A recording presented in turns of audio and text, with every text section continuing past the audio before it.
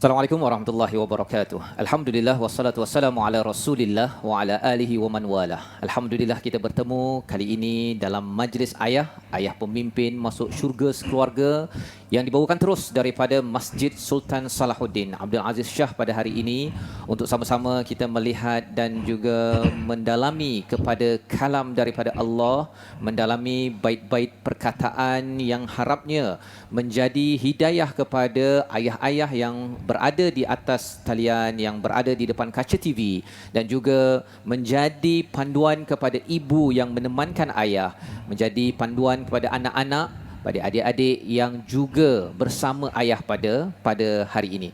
Alhamdulillah, pada hari ini kita akan meneruskan perbincangan kita bagaimana perjuangan ayah adalah satu perjuangan yang amat penting yang diangkat di dalam Al-Quran yang kita ingin sama-sama lihat.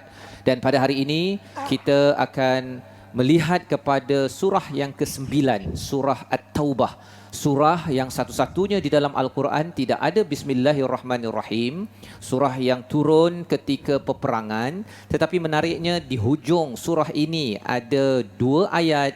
Kita akan melihat 3 ayat untuk memahami betapa Rasul SAW, kalau ada yang berkata bahawa dalam Islam ini agama yang ganas, dikaitkan dengan terorisme, rupa-rupanya surah ini menjelaskan bagaimana Nabi SAW itu adalah amat penyayang, dan seorang ayah yang penyayang itulah yang menjadi contoh kepada ayah seperti saya, kepada tuan-tuan yang berada pada hari ini. Pada hari ini alhamdulillah kita bersama dengan Ustaz Dr. Anwar Hasin. Assalamualaikum Ustaz. Assalamualaikum warahmatullahi wabarakatuh. Apa khabar Ustaz ya hari Baik, ini? alhamdulillah. Alhamdulillah, hari ini kita bersama dengan majlis ayah Ustaz ya, akan mendalami, dan terima kasih Ustaz sudi bersama ya, akan memimpin bacaan Ummul Quran pada hari ini. Dan kemudiannya nanti kita akan bersama dalam surah Taubah pada muka surat 207. Tuan-tuan yang di rumah boleh saja bersedia dengan mushaf masing-masing, buka halaman 207. Kita akan melihat ayat 127, 128, 129. Tapi sebelum itu saya nak menerangkan sedikit, mungkin ada yang pertama kali hadir dalam majlis ayah. Program ini adalah inspirasi daripada surah At-Tahrim. Ayat yang ke-6 bila Allah menyatakan a'udzubillahi minasyaitonirrajim, ya ayyuhalladzina amanu qu anfusakum wa ahlikum nara. Wahai orang-orang yang beriman, jagalah diri kamu, ahli keluarga kamu daripada bakaran api neraka. Daripada ayat ini kita dapat paling kurang 3 sudut dalam melihat lebih banyak lagi panduan daripada Allah. Yang pertama, kita ingin bina syurga di rumah. Ya, kita bina syurga di rumah kerana kita yakin bahawa kalau ada bibit syurga di rumah, kita akan menuju insya-Allah dengan rahmat Allah membina rumah di syurga. Itu yang kedua. Dan yang ketiganya, daripada syurga di rumah ini sampailah rumah di syurga, ada perjuangan. Nombor 3, kita ingin berjuang, kita ingin tahu apa perkara yang perlu kita sungguh-sungguh laksanakan. Terutama pada hari ini kita mendalami tajuk rumah tangga Rasulullah.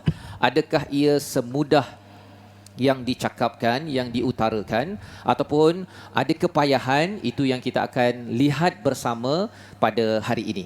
Jadi tanpa buang masa, mari sama-sama kita bersama dengan Ustaz Dr. Anwar Hasin membaca Ummul Quran. Ustaz, silakan. InsyaAllah ya, kita akan bacakan sama-sama surah Al-Fatihah. Ya Ustaz. A'udzu billahi minasy syaithanir rajim. Bismillahirrahmanirrahim. Alhamdulillahi Rabbil Alamin. Ar-Rahmanir Rahim. Maliki Yawmiddin.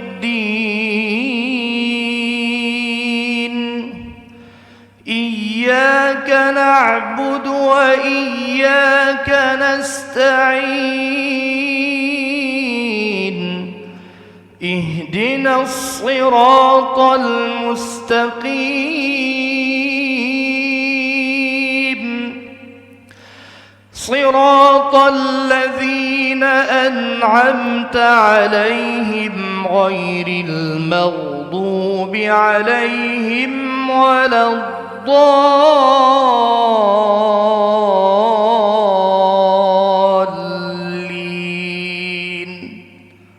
آمين.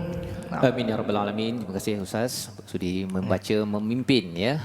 Jadi harapnya kepada tuan-tuan yang berada di rumah ketika kita membaca sebentar tadi itu, harapnya dia juga menjadi senarai semak lah Ustaz. Pasal sekarang ni tahun ini kan banyak imam ya di rumah-rumah ya.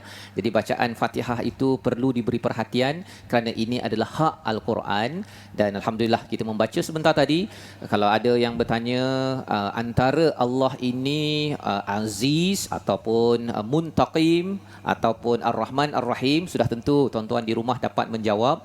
Rahmat Allah itu melangkau daripada kemurkaan. Pasal itu menjawab kepada orang-orang yang bukan Islam bila tanya Ustaz ya, yang dikaitkan Islam ni dengan teroris pengganas, ataupun ayah-ayah pun kadang-kadang dia nak jadi ganas dalam rumah pasal dia rasa ganas itu lambang Islam, tapi bukan itu Ustaz ya. Betul. Jadi surah Al-Fatihah ini sahaja pun sudah menjelaskan banyak-banyak nama Allah yang wajib kita ketahui. Allah highlightkan, Allah beri penekanan kepada Ar-Rahman Ar-Rahim, dan nanti kita melihat kepada sifat Nabi sallallahu alaihi wasallam juga dikaitkan dengan Rahim itu Ustaz ya. Yang kita akan tengok, yang kita akan baca bersama. Jadi pada hari ini kita dalam tajuk kita Rumah Tangga Rasulullah, kita nak berkenalan dengan contoh teladan ayah yang ada dalam sejarah, yang lahir sekitar 1400 tahun yang lepas di tanah Arab. Bagaimana seorang insan yang mungkin kalau kita bercakap tentang tidak ada ayah, tidak ada ibu di waktu kecilnya, tetapi menjadi contoh teladan. Itulah yang diabadikan dalam ayat akhir, 2 ayat akhir daripada surah At-Taubah. Satu-satunya surah yang tidak ada bismillah tuan-tuan. Dan dalam surah ini sebenarnya turun waktu perang. Jadi suasananya itu penuh dengan sesuatu yang mencabar Ustaz ya. Perang. Tetapi dalam masa yang sama dinamakan surah At-Taubah lantaran ialah banyak kali kalau kita nak menang dalam perjuangan hidup kita ini dalam konteks perang paling tinggi, rupanya jawapannya adalah taubat, taubat, taubat, taubat, dan ada beberapa belas kali perkataan taubat Ustaz ya, yang sebenarnya menceritakan bahawa Islam bukanlah agama keganasan ya. Seorang suami, seorang ayah bukannya bersifat ganas, tetapi seorang ayah untuk berjaya dalam perjuangan perlulah banyak taubat dan taubat dan taubat. Dan akhirnya kita nak melihat kepada contoh teladan Nabi sallallahu alaihi wasallam, walaupun ada orang yang tidak mengindahkan Nabi, yang kita akan lihat pada ayat 127 sehinggalah ayat 129. Ustaz, kalau katakan boleh memimpin, Ustaz boleh bersama. Silakan Ustaz. InsyaAllah kita akan membaca daripada surah At-Taubah mulai ayat 127 sehinggalah ayat 129. Sama-sama kita baca insyaAllah. أعوذ بالله من الشيطان الرجيم بسم الله الرحمن الرحيم وإذا ما أنزلت سورة نظر بعضهم إلى بعض هل يراكم من أحد نظر بعضهم إلى بعض هل يراكم من أحد ثم انصرفوا صرف الله قلوبهم بأنهم قوم لا يفقهون لقد جاءكم رسول من أنفسكم عزيز عليه ما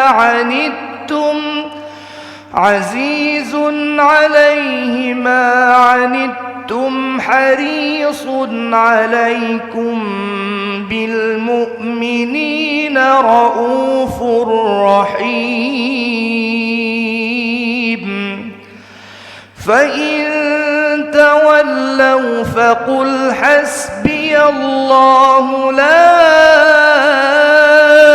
إله إلا هو عليه توكلت وهو رب العرش العظيم.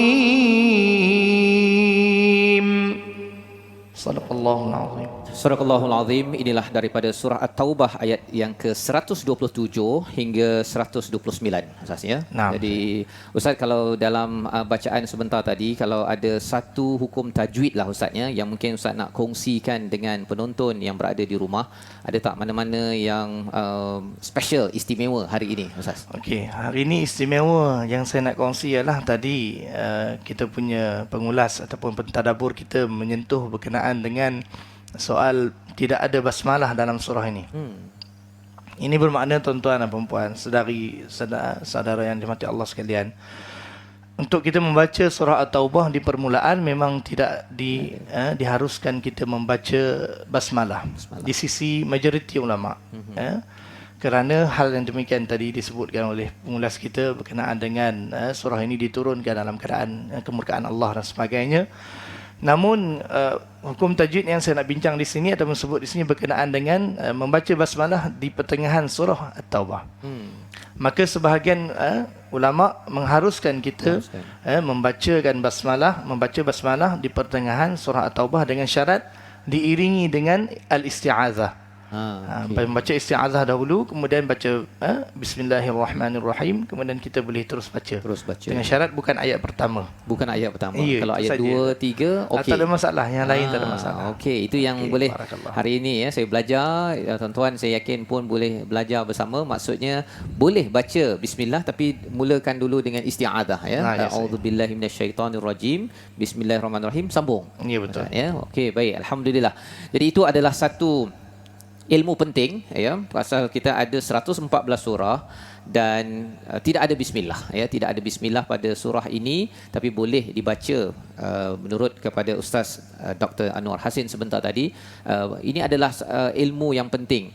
Selain daripada itu, kalau kita melihat di dalam ayat ini sebenarnya dia sejak daripada atas lagi ayat 123 itu, wahai orang-orang yang beriman, perangilah orang-orang kafir di sekitar kamu dan hendaklah mereka merasakan sikap tegas darimu dan ketahuilah bahawa Allah bersama orang-orang yang bertakwa.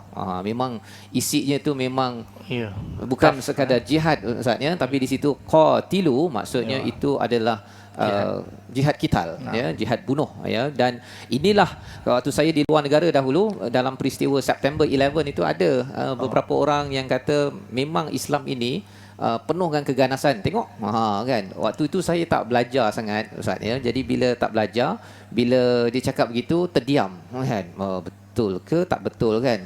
Kita tahu bahawa Islam bukan keganasan, tetapi bila dia dah bawakan ayat ini, rupa-rupanya ayat ini ada konteksnya Ustaz bagi tuan-tuan, ada dia punya hubungan dalam keadaan pada waktu itu, iaitu perang. Jadi bila perang itu sudah tentunya lah kita ada hak untuk melindungi diri, ataupun kalau katakan di tempat sesuatu negara itu ada peraturan, dan kalau orang tidak mahu ikut peraturan, malah tidak berkhianat kepada sesebuah institusi negara, maka orang-orang yang khianat itulah yang perlu diperangi. Sama peraturan kita pun Ustaz Kalau rasanya tak nak ikut peraturan tapi nak duduk dekat negara ini, law of the land istilahnya, Islam amat meraihkan perkara tersebut. Dan daripada situlah ayat 127, dan apabila diturunkan suatu surah, mereka saling berpandangan sesama mereka sambil berkata, adakah seorang daripada kaum muslimin melihat kamu? Setelah itu mereka pun pergi. Allah memalingkan hati mereka disebabkan mereka adalah kaum yang tidak memahami. Nak ceritanya tentang pada zaman Nabi, surah ini adalah surah Madaniyah, maksudnya surah yang ketika Nabi di Madinah. Ada golongan munafik, ada golongan orang yang talam dua muka, dan mereka ini pada ayat 126 dinyatakan, Allah kata mereka ini sebenarnya diberi peluang untuk bertaubat, tapi mereka ini tidak mahu bertaubat misalnya, pasal keinginan mereka adalah keinginan jangka masa pendek. Kalau boleh nak dapat harta, kalau boleh nak dapat ghanimah ke, fai'i ke sebagainya, yang untuk harta lah, dapat komisen kan. Dan sikap inilah yang menyebabkan terganggu perjuangan. Dan bagi ayah-ayah yang ada dalam hidup kita ini, memang sebagaimana kita pernah bincang dalam sesi sebelum ini, ayah menjadi rijal qawwamun 'alan nisa sebabnya kerana kita ini memberi, bukannya sekadar menerima. Dalam kes golongan munafik ini, dia suka menerima. Dan sifat inilah yang kita tidak mahu. Dan siapakah orang yang selalu memberi, yang selalu pentingkan orang lain, selalu menjaga orang lain? Itulah yang disampaikan pada ayat 128, iaitu sesungguhnya telah datang kepadamu seorang rasul daripada kaummu sendiri, terasa berat olehnya penderitaan yang kamu alami, sangat menginginkan keimanan dan keselamatan bagimu, penyantun dan penyayang terhadap orang yang beriman. Maksudnya kalau Nabi Ibrahim ini ada dikaitkan dengan satu nama Allah, Halim, satu saja. Tapi Nabi Muhammad ini sampai dua, Raufur Rahim. Ya, kalau Ustaz boleh kongsi sikit. Ustaz mengajar bahasa Arab kan, bila cakap tentang Raufur Rahim, Ustaz, kalau boleh kongsi sikit satu poin tentang Nabi ini, Raufur Rahim tu macam mana, Ustaz? Allahumma salli Muhammad. Bagaimana Rasulullah SAW merupakan junjungan baginda SAW, merupakan seorang Nabi yang menjadi contoh kepada kita semua dalam bab penyantun. Dan bagaimana kita melihat sebuah kisah yang pernah berlaku ketika hayat baginda, ya, dengan seorang wanita yang disuapkannya makanan setiap hari, dan wanita itu mengutuk baginda, mengutuk tapi tidak mengetahui bahawasanya yang sedang menyuap itu adalah baginda SAW. Jadi penyantunnya baginda SAW bersama dengan orang-orang tua, bersama dengan anak-anak. Jadi itu adalah contoh yang sangat terbaik yang mungkin kita dapat daripada sirah baginda SAW. Allah, itu adalah suatu contoh, ya, betapa Rasulullah ni Raufur Rahim. Ya, Rahim ini dia ada kaitan dengan memberi rahmat, berkasih sayang. Rauf ini penyantun, Ustaz, ya. Dan dalam satu diskusi, Raufur Rahim ini, Rauf beri kepada orang yang kita sukai, ya. Tapi kalau Rahim ini ada kaitan juga dengan rahmat. Maksudnya orang tu suka ke tak suka, kita tetap juga memberi kasih sayang tersebut, ya. Dan ada perbincangan lain, Rahim ini juga fokus kepada orang beriman sahaja di akhirat nanti, kan.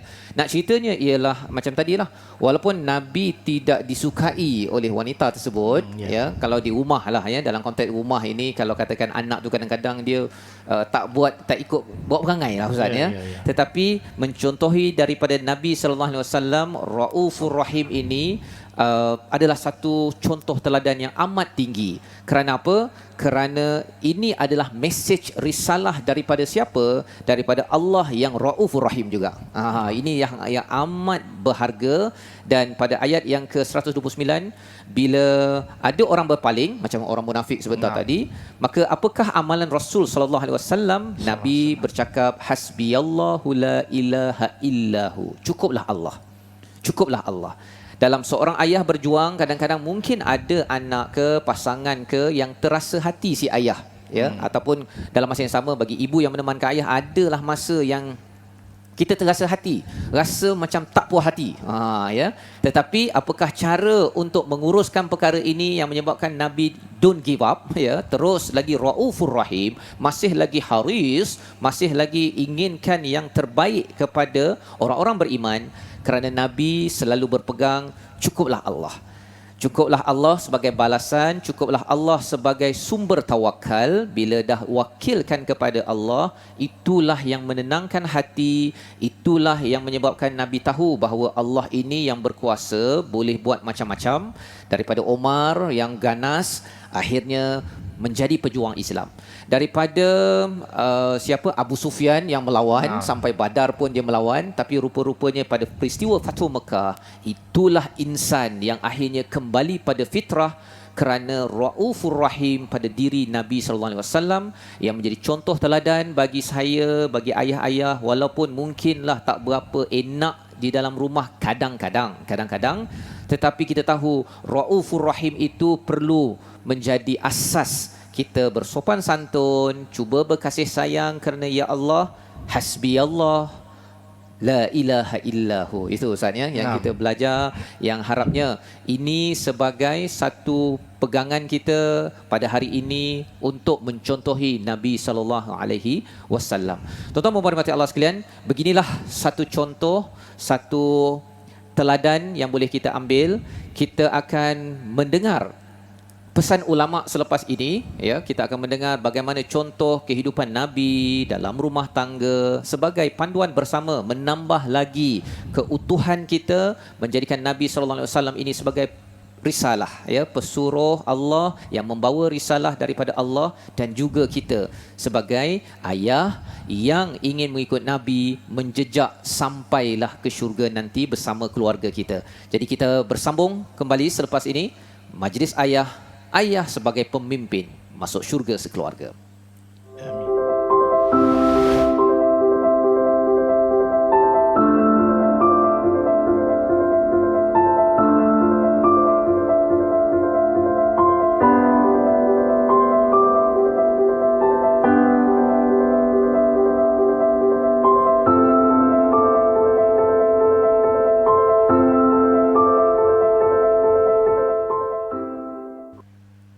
Kembali kita dalam majlis ayah pemimpin masuk syurga sekeluarga. Pada hari ini kita mendalami surah At-Taubah, surah yang amat istimewa, surah yang turun pada waktu perang tetapi diakhirkan dengan sifat Rasulullah itu Raufur Rahim, sebagai seorang yang penyantun, seorang yang penyayang dalam rumah, di luar rumah.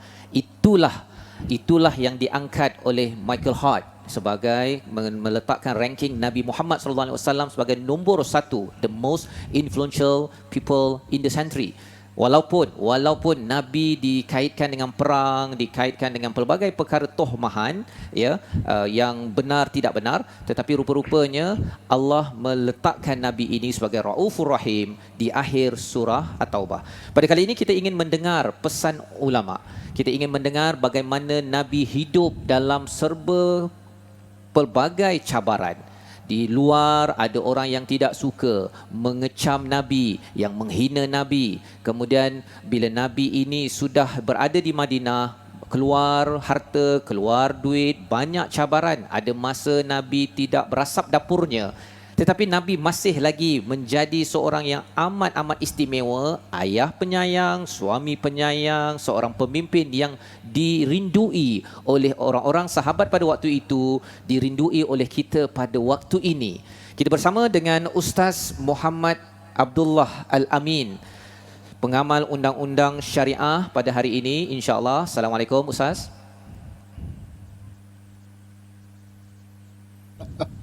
Okey, alhamdulillah kita bersama dengan Ustaz yang berbahagia, Ustaz Muhammad Abdullah Al-Amin pada hari ini. Ingin bersama, kita ingin mendengar pesan ulama, pesan daripada Ustaz pada hari ini tentang bagaimana rumah tangga Rasulullah, agar kalau Ustaz boleh berkongsi dalam kepayahan COVID-19 sekarang, ramai ibu ataupun ramai ayah yang pening kepala, ya, walaupun sudah sampai PKP keempat, ada bersyarat tak bersyarat, tetapi masih lagi banyak perit untuk meneruskan kehidupan sebagai seorang ayah di luar dan di dalam rumah.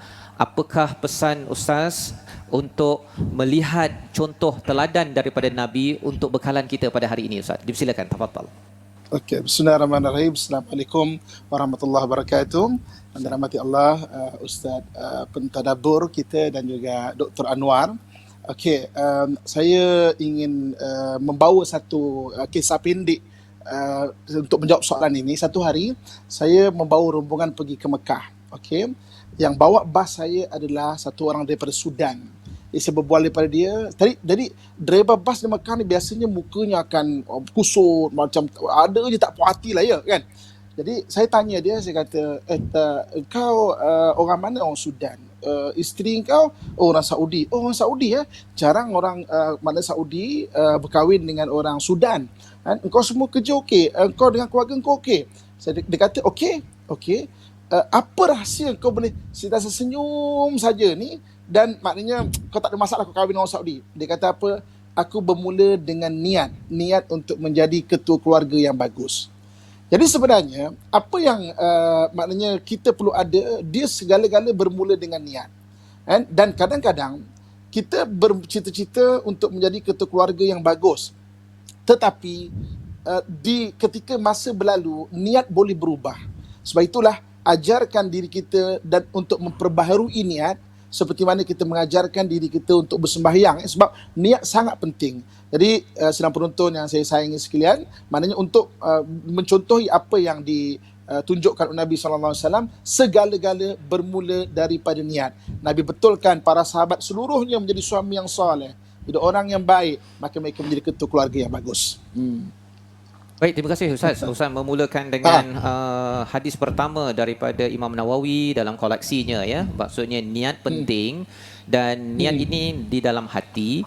Bila ada cabaran Ustaznya datang daripada luar, macam mana nak pastikan niat yang kita ada tu tetap kuat juga, ataupun kadang-kadang dia melencong ke mana, kan, disebabkan tekanan daripada luar dalam kekangan ekonomi. Sila Ustaz untuk pesanan ayah-ayah yang sedang menuntut.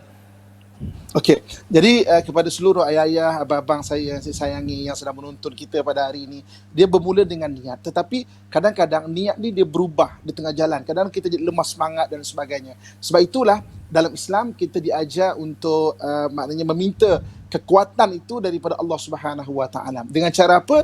Dengan jalan kita berzikir, dengan jalan kita membaca Al-Quran, dengan jalan kita menghampirkan diri pada Allah Subhanahu Wa Taala. Saya kalau nak kongsikan satu doa yang sangat bagus untuk kita diberi kekuatan, kan? Maknanya hati kita, iaitu amalkanlah selalu zikir la haula wala quwata illa billahil aliyil azim. Kan? La haula wala quwata illa billahil aliyil azim. Barang siapa mengamalkan akan diberi kekuatan pada hatinya jika dia rasa lemah kepada suatu benda itu. Maknanya maksud la haula wala quwata illa billahil aliyil azim, tiada daya dan tiada kekuatan melainkan daripada Allah Subhanahu Wa Taala. Masya Allah, itu adalah satu doa yang amat menarik Ustaz, ya. Maksudnya ayah yang nampak sasa tapi mengaku sahaja bahawa yang kuat adalah Allah, bahawa yang tak kuatnya saya, itu sumber kekuatan Ustaz, ya. Bukannya mengaku kuat, ya, rupa-rupanya lemah sahaja. Terima kasih Ustaz berkongsi tentang perkara tersebut.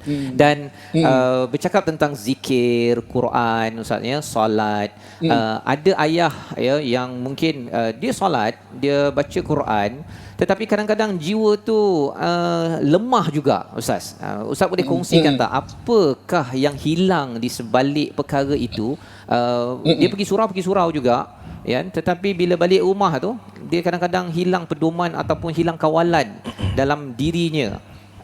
Boleh tak Ustaz kongsikan apakah yang perlu diberi perhatian?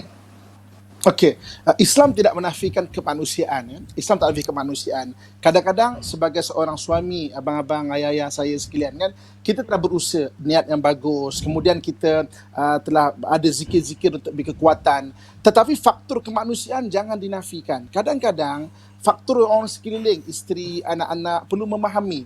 Kan, kadang-kadang orang ni suka dihargai. Berapa banyak kadang-kadang suami yang tertunggu-tunggu untuk isteri menghargai dia.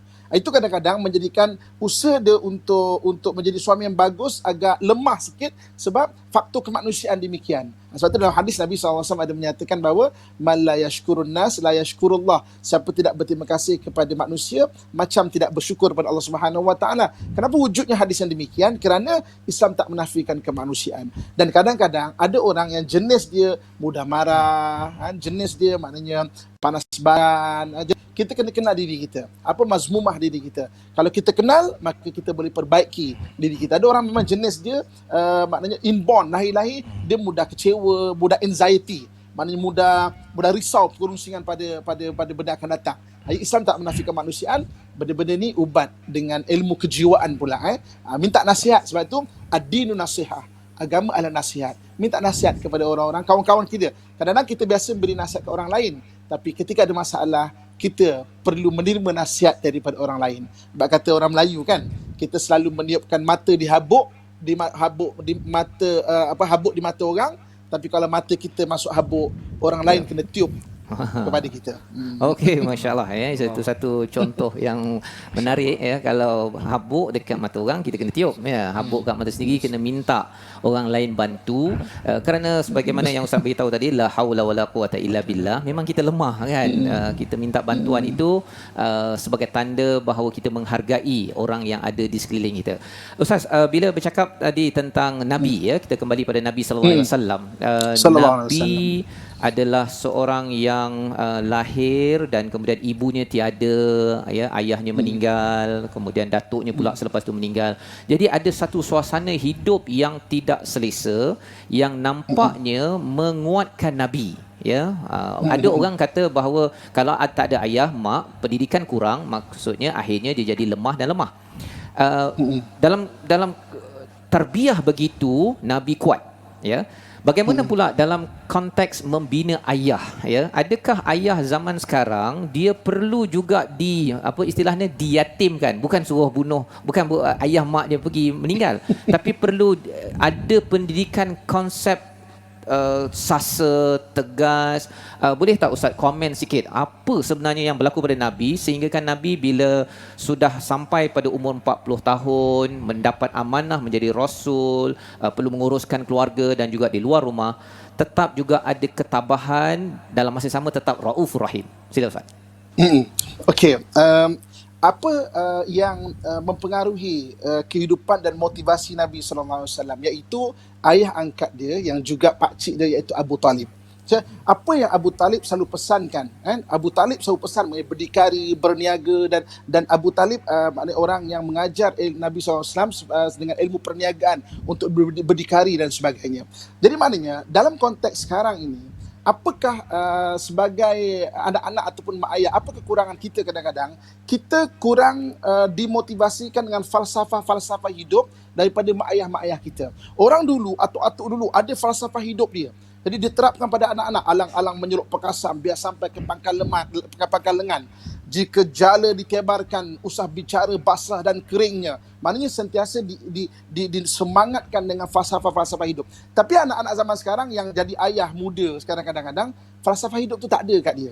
Dia membesar mungkin dengan ayah yang tidak berpesan falsafah-falsafah hidup, dan akhirnya dia tercari-cari sendiri, dan akhirnya bertemu dengan masalah kekeluargaan, dia menjadi lemah semangat sebab daripada awal tidak diajar dengan falsafah hidup. Saya sempat berbual dengan Datin Sharifah Anissa Barakbah mengenai apa beza mak ayah dia dah umur 80 tahun lebih, kan, mak ayah dulu dengan mak ayah sekarang. Dia kata mak ayah dulu sebelum kahwin memang diajar ilmu rumah tangga dan falsafah hidup berumah tangga.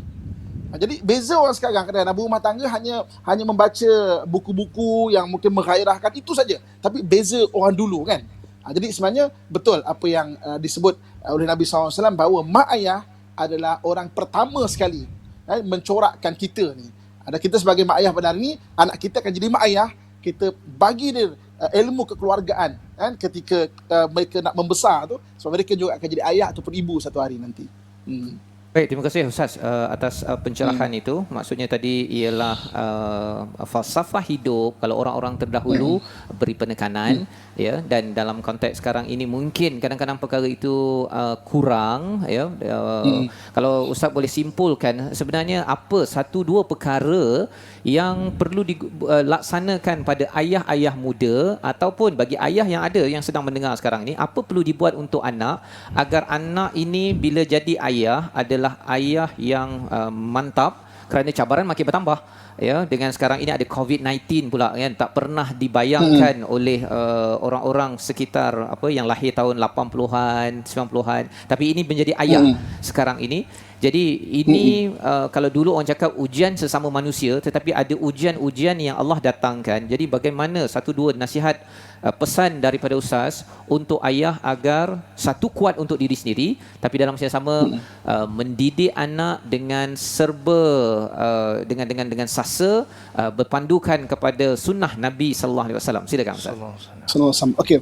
Jadi apa yang boleh saya simpulkan adalah seluruh ataupun mak ayah maknanya baliklah kepada pergantungan kepada Allah Subhanahu Wa Taala yang Maha Kuat. Kan? Jadi maknanya sebab itu dalam ayat Quran yang dibacakan tadi dalam surah At-Taubah tadi, sifat Raufur Rahim ada pada Nabi SAW, dan dia biasan kepada sifat Allah yang Raufur Rahim juga. Maknanya Allah sifat Rauf Rahim, disuruh kita juga bersifat dengan sifat demikian. Sifat-sifat Allah ni kita disuruh untuk bersifat-sifat dengan sifatnya, kecuali sifat mutakabir, sifat-sifat memang khusus untuk Allah Subhanahu Wa Taala. Rahman Rahim, maknanya Rauf Rahim, kita juga dianjurkan untuk demikian. Tapi maknanya itu biasan ataupun bayangan daripada apa yang Allah perintahkan kepada kita. Jadi dengan balik kepada Allah Subhanahu Wa Taala, bukan saja kita melalui hidup ini dengan bersendirian, kita akan maknanya di guide ataupun dipandu oleh Allah Subhanahu Wa Taala dengan hidayah dia, maknanya panduan yang kita tak perasan daripada gerak hati, firasat. Lepas tu Nabi sebut ittaqu firasatal mu'min, takutlah kamu firasat orang beriman, dia melihat fa innahu yanzuru binurillah, dengan bantuan Allah Subhanahu Wa Taala. So jadi balik pada Allah, jangan tinggalkan Allah Subhanahu Wa Taala, dan apabila kita cuba rapat dengan Allah, ketahuilah bahawa sesungguhnya Allah akan rapat dengan kita dan keadaan yang dengan lagi luar biasa yang kita tidak tahu kadang-kadang. Wallahu a'lam. Terima kasih diucapkan pada Ustaz Muhammad Abdullah Al-Amin, pengamal undang-undang syariah. Ustaz sebentar tadi berkongsi tips akhir tadi, iaitu bergantung kepada Allah Subhanahu Wa Taala, kerana Allah itulah yang maha perkasa, yang maha segala-galanya. Maka diajarkan ayah perlu membawa anak itu selalu bergantung, melihat keimanan kepada Allah. Itulah pergantungan yang sebaik-baiknya, bukan bergantung hanya kepada si ayah. Dan kalau kita melihat hadis Nabi juga Ustaz ya, bercakap tentang siapakah orang yang paling kuat ya, bukannya orang yang boleh bantai orang, tetapi orang yang boleh menahan, ya, boleh berbaik dengan ahli keluarga, boleh bersabar, dan ia dirakamkan dengan perkataan Raufur Rahim sebentar tadi Ustaz ya. Kalau Ustaz boleh baca sekali lagi ayat yang ke-128 itu untuk kita ingat betul-betul, kalau nak jadi ayah, jadilah ayah yang mencontohi Rasul dalam ayat 128 ini Ustaz. أعوذ بالله من الشيطان الرجيم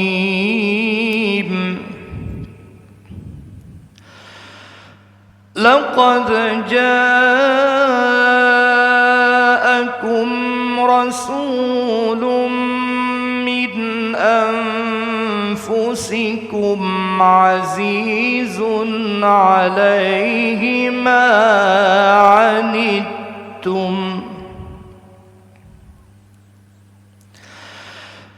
عزيز عليه ما عنتم حريص عليكم بالمؤمنين رؤوف رحيم صدق الله العظيم. Surahul Azim. Daripada ayat ini dan ayat ke-129 membawa kita kepada paling kurang 3 perkara yang boleh kita simpulkan. Yang pertama, Nabi itu azizun alaihi ma anittum, amat-amat berat, dia amat-amat derita melihat orang lain derita tidak dalam keadaan beriman. Maka apakah cara untuk kita bina syurga di rumah? Ayah sentiasa prihatin, beri yang terbaik dan sopan dan penyayang. Itu yang kita belajar, kita boleh ambil daripada ayat 128 sebentar tadi. Amat prihatin, amat derita kalau anak itu tidak sembahyang, kalau katakan isterinya tidak membaca Al-Quran, tidak memahaminya, amat prihatin. Yang pertama. Bagaimanakah untuk kita membina rumah di syurga? Kalau katakan di dalam ayat 129 itu, Nabi bercakap, Hasbiyallahu la ilaha illahu, sentiasa berdoa, selalulah berdoa agar sampai syurga yang tidak ada kesukaran lagi, insya-Allah. Itu kedua. Dan yang ketiganya, apakah yang perlu dibuat untuk memastikan kita ini sentiasa Raufur Rahim? Kena berusaha beri yang terbaik dari segi nafkah fizikal, intelek, emosi dan spiritual, kerana inilah sifat orang yang beriman, tidak seperti orang munafik pada ayat yang ke-125-26. Mereka itu ada penyakit. Bila dia ada penyakit, ayah yang ada penyakit ini kalau boleh nak dapat hormat, nak dapat makan, nak dapat, tetapi tidak mahu memberi seperti Nabi Muhammad sallallahu alaihi wasallam yang dikisahkan dalam apa yang Ustaz bawakan kisah sebentar tadi Ustaz ya, beri makan, orang bagi dia tak baik pun bagi juga. Subhanallah, inilah contoh, dan moga-moga dengan uswatun hasanah ini, kalau anak-anak kita tuan-tuan melihat Avengers, dia rasakan lepas ini nak terbang, nak lawan untuk berjuang, tetapi kita melihat bahawa inilah Avengers penyelamat yang sebenar-benarnya, Nabi Muhammad sallallahu alaihi wasallam sebagai contoh teladan kita pada hari ini. Dengan itu tuan-tuan, mari sama-sama kita berdoa, moga-moga Allah beri kekuatan pada kita menjadi seorang yang menjejaki nabi yang bersifat Raufur Rahim dan sentiasa ingat hasbiyallahu la ilaha illahu alaihi tawakkaltu wa huwa rabbul arsyil azim. Mari kita berdoa, Ustaz.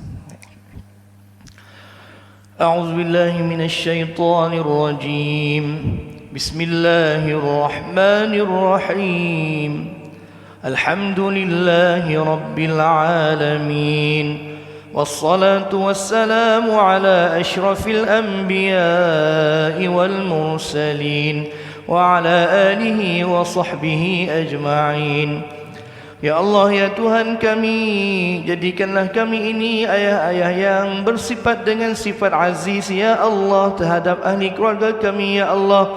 Ya Allah, ya Tuhan kami, jadikanlah kami ayah-ayah yang bersifat harisun ke atas ahli keluarga kami, ya Allah, yang sentiasa mengambil berat dan menjalankan tanggungjawab kami dengan sebaiknya ke atas ahli keluarga kami, ya Allah. Ya Allah, ya Tuhan kami, Kau lengkapkanlah sifat kami sebagai ayah dengan sifat-sifat yang ada pada Rasulmu Rasulullah sallallahu alaihi wasallam, yakni sifat Raufur Rahim, sifat yang mampu menyantuni ahli keluarga kami dengan terbaik sekali, ya Allah, dan sifat yang menyayangi dan mengasihi ahli keluarga kami, ya Karim. Ya Allah, ya Tuhan kami, jauhilah kami para ayah daripada sifat-sifat yang tercela, ya Allah. Jauhilah kami daripada sifat-sifat yang mampu meruntuhkan rumah tangga kami, ya Allah. Ya Allah, ya Tuhan kami, jauhilah kami daripada perbuatan maksiat di dalam keluarga kami, ya Allah.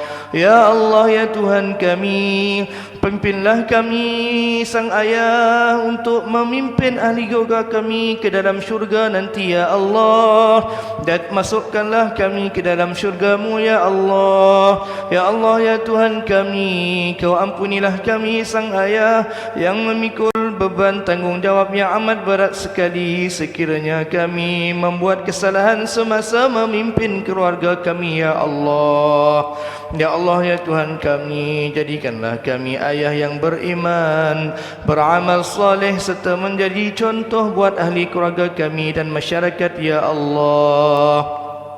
Ya Allah, ya Tuhan kami, hasil daripada apa yang Kau tunjukkan di dalam Al-Quran ini, ya Allah, Kau mudahkanlah kami untuk menurutinya dan mengamalkannya di dalam kehidupan kami, ya Allah. Jadikanlah Nabi junjungan kami Muhammad sallallahu alaihi wasallam sebagai ikutan di dalam kehidupan kami di dalam segenap aspek, ya Allah. Ya Allah, ya Tuhan kami, jauhilah kami daripada mencontohi perbuatan-perbuatan yang tak baik yang dicontohkan oleh ayah-ayah yang tidak berkelakuan baik, ya Allah.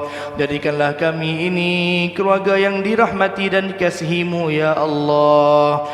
Ya Rahman, ya Rahim, ya Karim, ya Raufur Rahim, ya Dzal Jalali wal Ikram.